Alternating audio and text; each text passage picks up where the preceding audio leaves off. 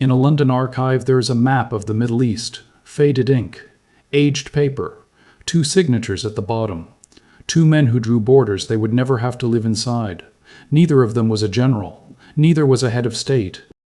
One was a Yorkshire aristocrat who liked to sketch cartoons and travel. The other was a career diplomat whose previous postings included Copenhagen and Beirut. Between them, they partitioned the Arab world, severed ancient communities, buried an independence movement before it could breathe, and planted the seeds of conflicts that are still consuming lives today. The agreement they produced in secret was signed on the 16th of May, 1916. It came to be known as the Sykes-Picot Agreement. And more than a century later, nearly every major conflict in the modern Middle East traces some part of its roots back to those 2 signatures and those pencil lines. The Arab-Israeli conflict, the civil war in Syria, the destruction of Iraq, the fracturing of Lebanon, the Kurdish people, the largest ethnic group on earth without a country, scattered across 4 nations.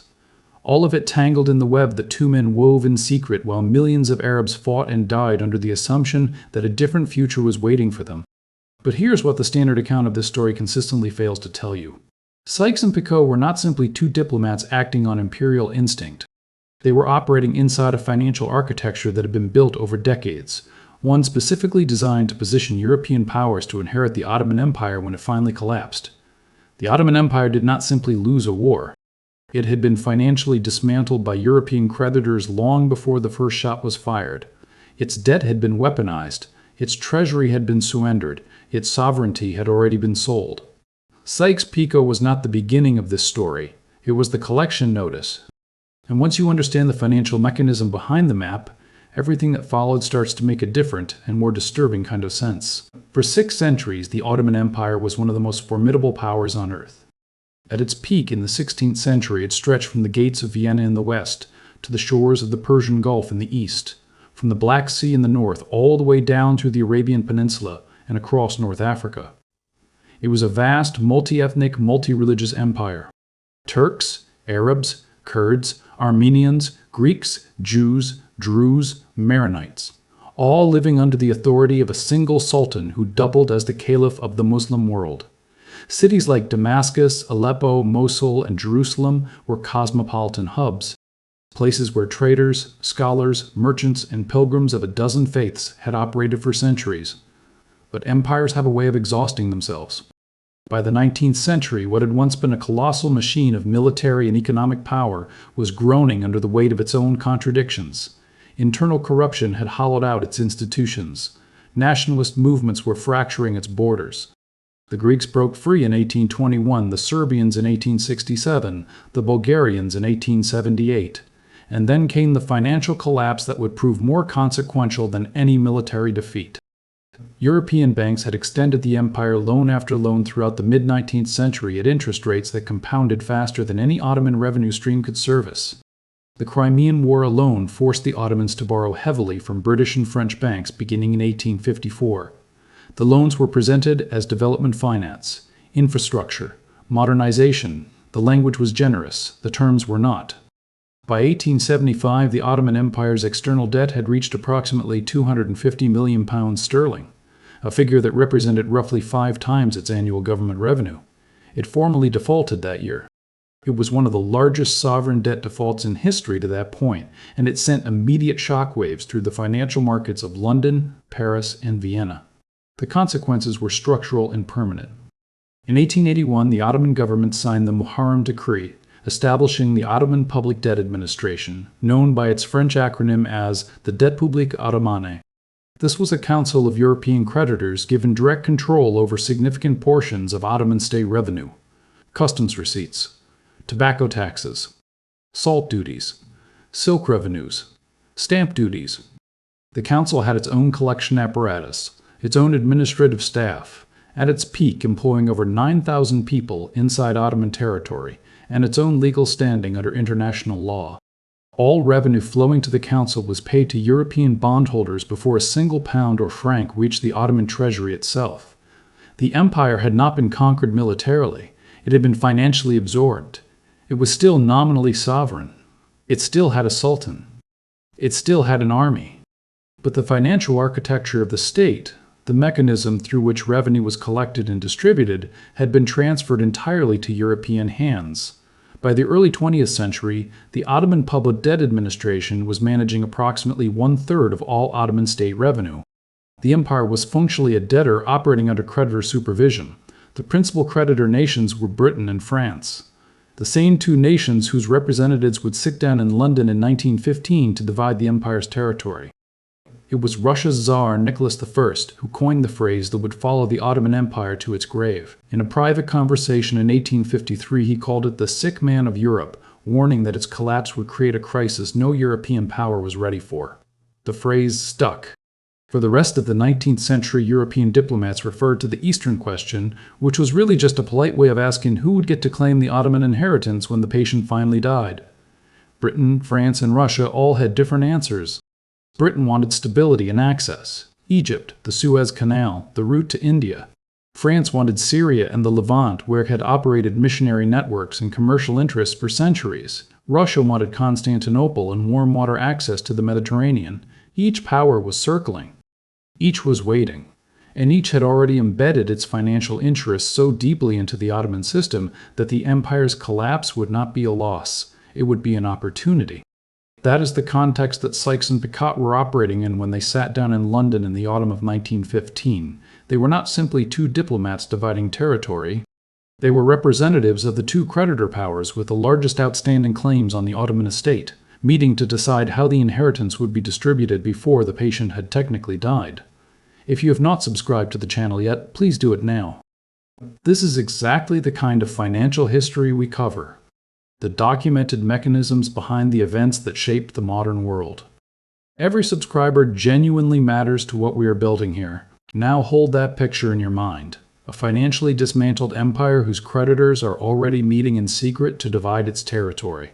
Because into that situation steps a third party that neither Sykes nor Picot had adequately accounted for, the Arab population of the empire itself, and the extraordinary promise Britain was simultaneously making to them. What made Sykes-Picot not merely an act of imperial arrogance, but a specific and deliberate betrayal, was that Britain was conducting an entirely different conversation with the Arab world at precisely the same moment. In July of 1915, a letter arrived at the British Residency in Cairo addressed to Sir Henry McMahon, Britain's High Commissioner in Egypt. It had been sent by Hussein bin Ali, the Sharif of Mecca, the guardian of Islam's two holiest cities, and a member of the Hashemite dynasty. Hussein's message was direct. He proposed a deal. If Britain would recognize the independence of the Arab world after the war, a state stretching from the Taurus Mountains in modern Turkey all the way south to the Arabian Sea and from the Mediterranean coast east to the Persian Gulf, then he would launch a massive Arab revolt against the Ottomans. He would pull hundreds of thousands of fighters out of Ottoman service and turn them against their former masters. He would fracture the Ottoman war effort from within. Britain desperately needed this. The Gallipoli campaign had just ended in catastrophic failure. British and Indian forces were bogged down in Mesopotamia. The Ottoman Sultan had declared a religious jihad against the Allies, and British intelligence was terrified about the effect that declaration might have on the 70 million Muslims living under British rule in India.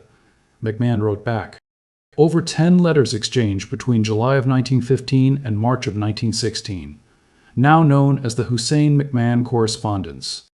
Britain effectively promised Hussein the independence of the Arab world. The key letter, dated the 24th of October 1915, stated that Britain was prepared to recognize and uphold the independence of the Arabs in the territories outlined by Hussein, subject to certain modifications. The modifications were described vaguely. The commitment was described clearly. The language was deliberately constructed this way. McMahon was operating under explicit Foreign Office instructions to secure Hussein's military cooperation without committing Britain to precise boundaries that might conflict with what was simultaneously being negotiated with France. The deliberate vagueness was not carelessness, it was policy.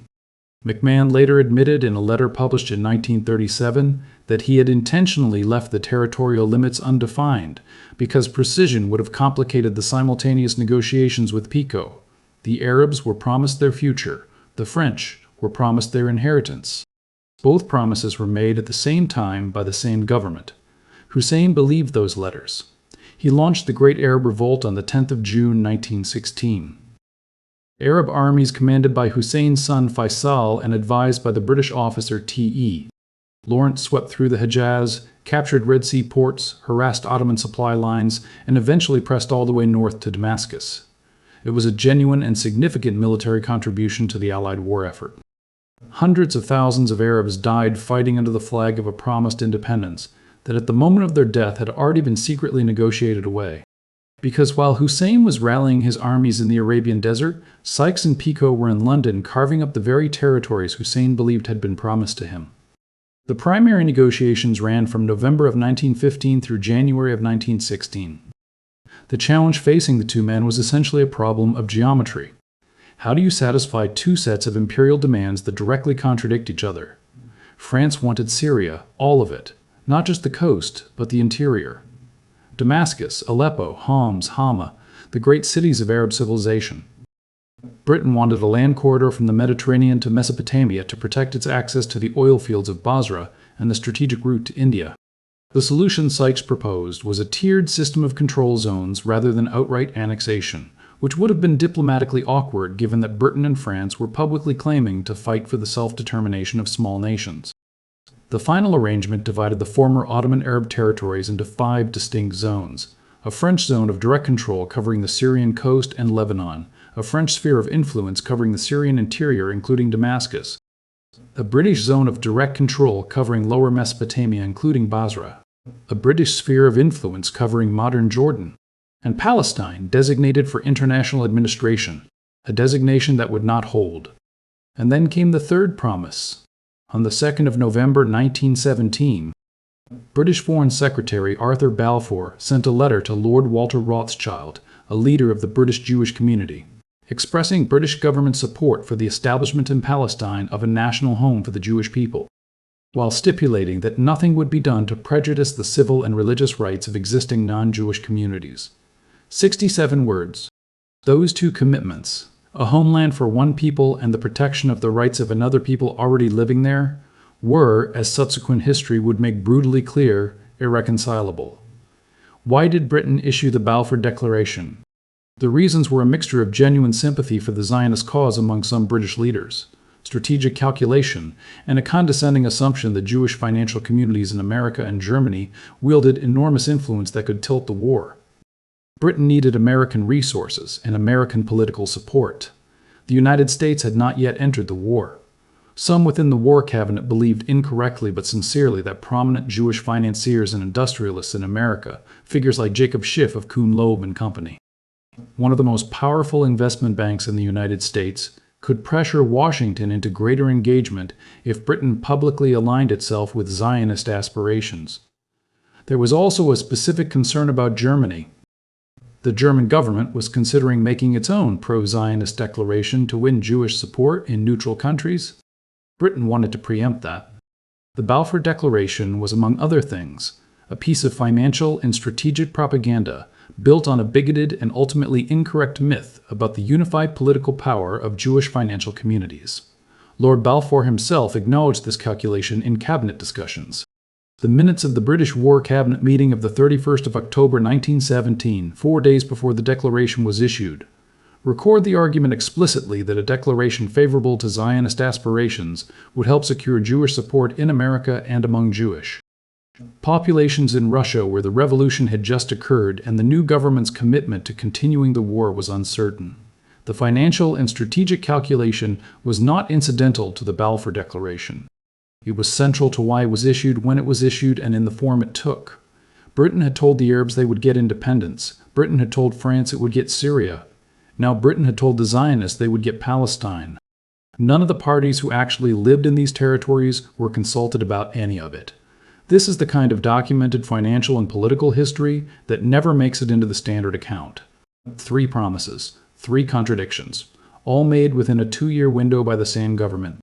Now let us look at what actually happened when the war ended and the bills came due, because the specific way Britain cashed in on each of those promises tells you everything about what the promises were actually for. The war ended in late 1918. Ottoman armies had collapsed. British forces had captured Jerusalem in December of 1917. By October of 1918, the Empire had signed an armistice with the Allies.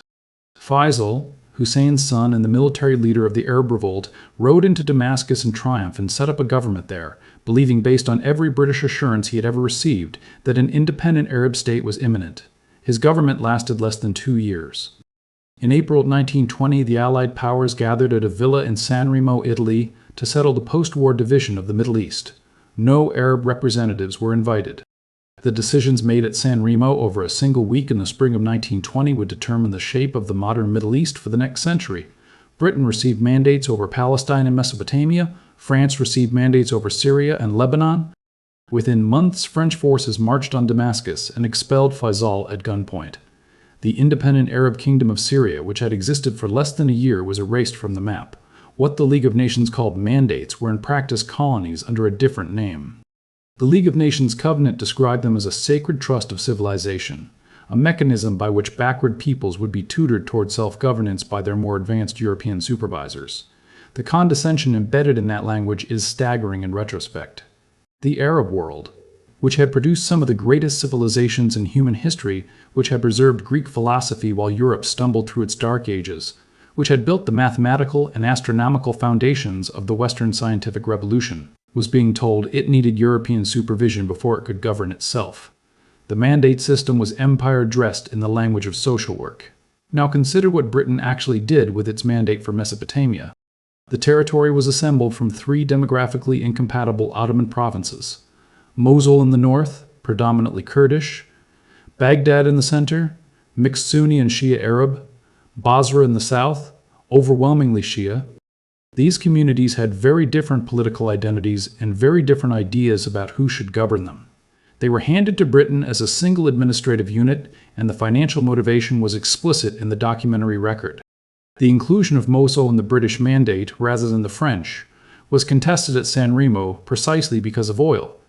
The Turkish Petroleum Company, a consortium that included the Anglo-Persian Oil Company, which was itself partially owned by the British government, alongside Royal Dutch Shell and French and German interests, had been granted a concession to explore for oil in Mosul province by the Ottoman government in 1914, weeks before the outbreak of war. The concession was never ratified because the war intervened. But the British government's awareness of Mosul's oil potential was a direct and documented factor in the decision to ensure it fell within the British mandate rather than the French zone. When oil was discovered in commercial quantities at Kirkuk in 1927, in the heart of the Mosul province that Britain had insisted on controlling, the financial calculation behind the border was confirmed. The Iraq Petroleum Company, the successor to the Turkish Petroleum Company, subsequently extracted oil from the region for decades under terms that directed the majority of revenue to its foreign shareholders. The financial motive behind Mosul's inclusion in Iraq was not a conspiracy theory.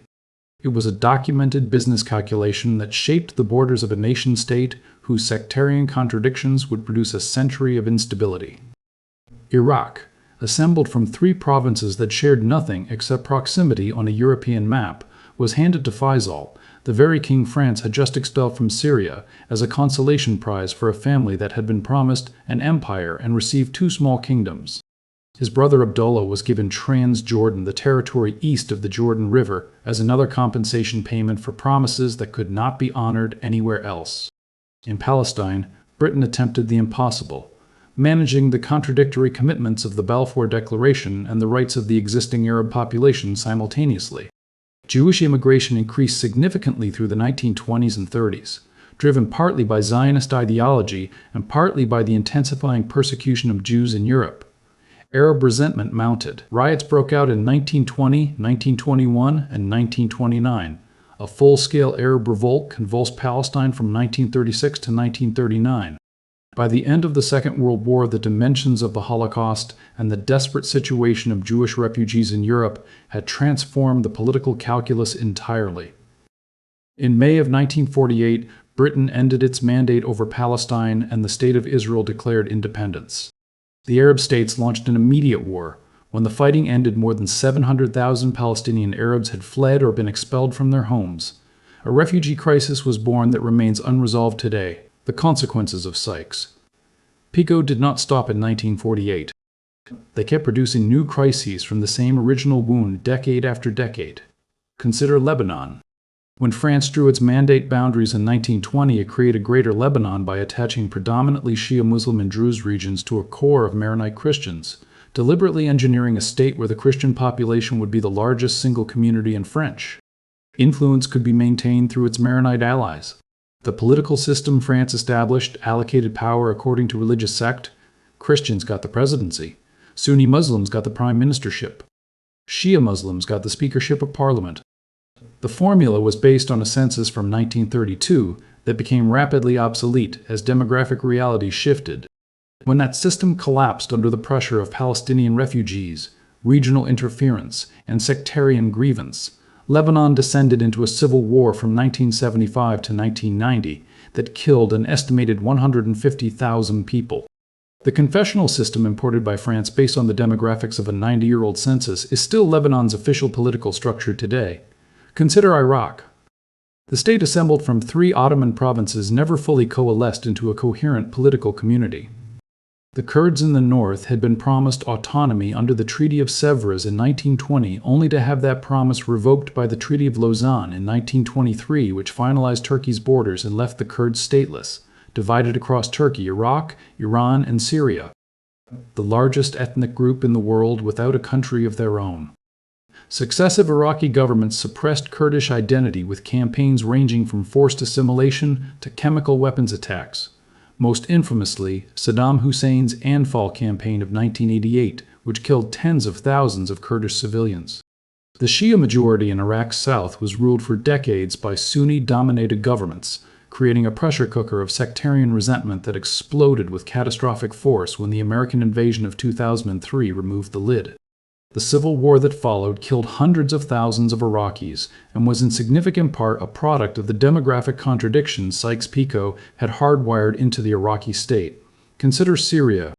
France deliberately cultivated minority communities, Alawites, Druze, Armenians, as a counterweight to the Sunni Arab majority, a divide-and-rule strategy that left deep sectarian fractures in Syrian society. Those fractures would eventually produce the Assad family's stranglehold on power, and after 2011, a civil war of almost unimaginable brutality that killed hundreds of thousands and displaced more than half of Syria's pre-war population. The Islamic State understood in the most cynical possible way the symbolic power of this history.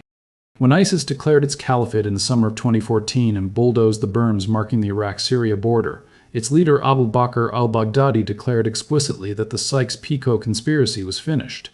He released a video titled, "End of Sykes." The group was not making a historical observation. It was making a recruitment pitch, tapping into a century of accumulated rage at the sense that the political world of the Arab people had been constructed by foreigners for foreign purposes. That rage is not irrational, even if the ISIS response to it was monstrous. The borders of the modern Middle East were not drawn by the people who live within them. They were drawn by British and French officials sitting in European conference rooms motivated primarily by imperial competition. The desire to control oil routes, trade lanes, and strategic positions, and the need to distribute an estate they had already claimed as creditors before the owner had technically died. If you have found this channel through this video, please subscribe now. This is exactly what we cover: the financial and political mechanisms behind the events that shape the world you live in. Now let us address the question that serious historians always raise at this point. And it is a fair question. Did Sykes-Picot actually cause all of this? Or is that too simple? Because the answer matters for understanding not just the past, but what is still happening in the region today. It would be too simple to say that Sykes-Picot caused everything that followed. History is never that clean. The conflicts in the Middle East have their own internal dynamics, their own religious tensions, their own class struggles, their own rivalries between states and movements that have nothing to do with European pencil lines drawn more than a century ago. Historians like Eugene Rogan have cautioned against treating Sykes-Picot as a singular original sin that explains everything, noting that the specific borders drawn in 1916 were substantially modified by subsequent agreements before any of them became permanent. And yet, when you look at the specific geography of modern Middle Eastern conflict, the fingerprints are unmistakable. The Kurdish question, the largest and most persistent ethnic grievance in the region, exists precisely because Sykes and Picot never considered the Kurds a constituency that needed to be consulted.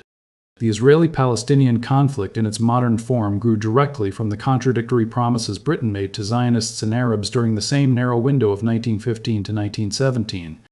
The sectarian violence that has periodically convulsed Lebanon and Iraq draws at least part of its oxygen from the arbitrary borders that France and Britain drew without regard for the communal identities of the people living within them.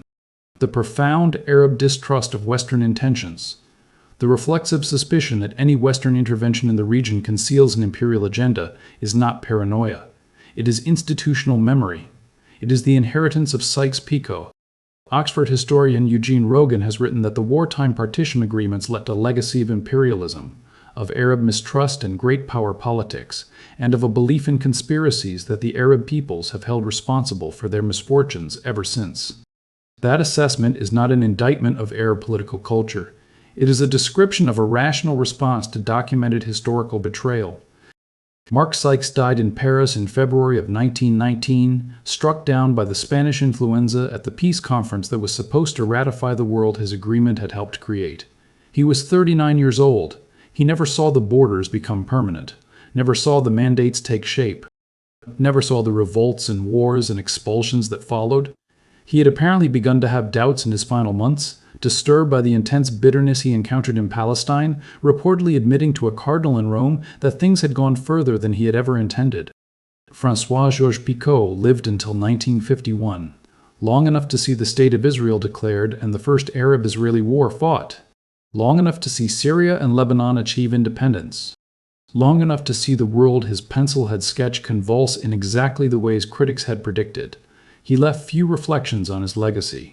He had been a professional doing his professional duty. Whatever damage followed was, in his view, someone else's problem. The question that hangs over all of this, that should hang over all of this, is whether the Middle East could have looked different. Whether if those two men had drawn different lines, or drawn no lines at all, or if Britain had honored its promises to Hussein instead of making promises to everyone simultaneously, the violence of the following century might have been avoided or at least diminished. Historians are cautious about alternate history, and rightly so. The Arab world of 1916 was already a complex, contested space with its own internal tensions. Arab nationalism was already stirring. Ottoman minority communities were already vulnerable. Some conflict would likely have emerged regardless of European intervention. But complexity is not a defense of deliberate betrayal. The specific decisions made in secret between 1915 and 1917, to promise independence to the Arabs while planning to deny it, to promise Palestine to Jewish communities while simultaneously promising it to Arab communities, to divide populations that had lived together for centuries because it suited European strategic and financial interests. Those specific decisions produce specific consequences. Some of those consequences are still killing people today. Consider the numbers. The Syrian civil war that began in 2011 has killed an estimated 500,000 people and displaced more than 12 million, in a country whose borders were drawn by France without reference to its internal demographic and sectarian geography. The Iraqi civil war that followed the American invasion of 2003 killed an estimated 150,000 to 600,000 civilians, in a country whose 3 incompatible provinces were bundled together by Britain because Mosul sat on oil. The Israeli-Palestinian conflict has produced 6 major wars and continuous low-level violence across 8 decades, rooted directly in the contradictory promises Britain made between 1915 and 1917. These are not abstract historical grievances. They are the measurable human cost of a set of financial and diplomatic decisions made in secret in London and Paris over a period of 2 years by men who were never accountable to the populations their decisions would destroy. The borders of the modern Middle East were not inevitable. They were chosen by men with imperial interests and outstanding financial claims operating in secret, without reference to the populations affected. The Ottoman Empire had been financially dismantled by European creditors for decades before the war began. When the empire finally collapsed, those creditors sent their representatives to divide the estate. The map in that London archive is not just a historical document, it is a financial instrument, a claim on territory made by the powers that held the debt. And the world has been living with the consequences of that claim ever since. If this is the kind of forensic financial history you have been looking for, the paper trail behind the events that shaped the modern world, please subscribe to the channel. And if this video changed how you think about a story you thought you already knew, share it with someone who has never heard the full version. Leave a compass in the comments if you made it to the end, because this is very much a story about people who had no compass at all. I will see you in the next one.